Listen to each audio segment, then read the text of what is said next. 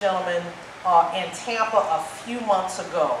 But man, do I respect him, not only as, you know, a radio executive, owner, announcer, and all of that, but just as a man.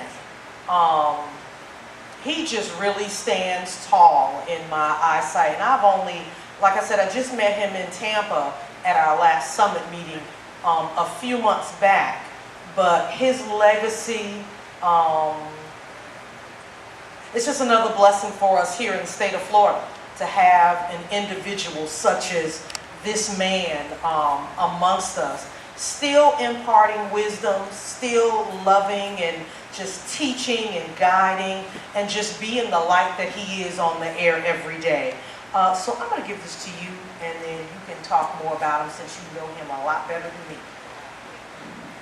All right, again, it's certainly an honor for us to be able to do this. And I'll just be honest with you, I was actually sitting up here getting a little teary-eyed just thinking about presenting the honor to this man.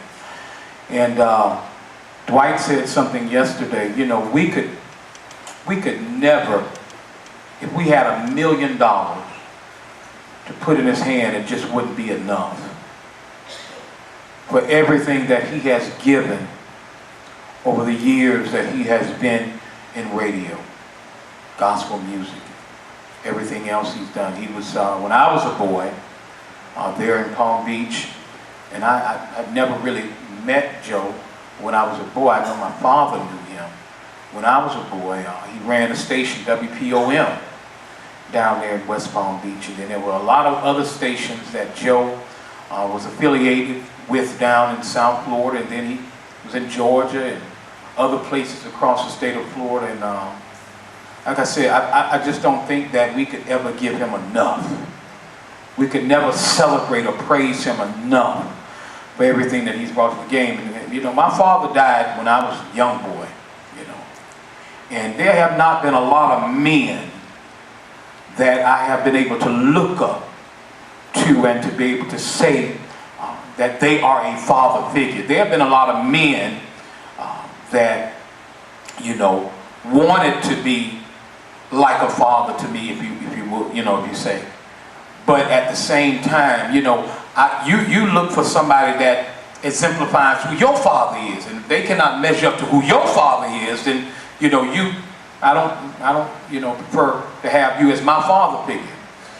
But Joe Fischer, you know, and I just reconnected with him recently as well. He is that type of person who is a man's man. You know what I mean? A man that you can truly look up to, a man that can give you the example. And I love how transparent he was yesterday in the empowerment session when he talked about how he found God, you know, and how he lost his wife and lost everything he had, and all he could do was look up.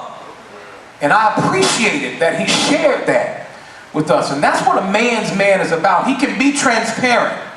He can tell you the things that he's gone through and give you examples, if you will, to live by. So for me today, I mean, I am just overwhelmed and elated and just full to be able to present this award to Mr. Joe Fischer. Of course, you know, he's the owner of WSIR there in Winter Haven.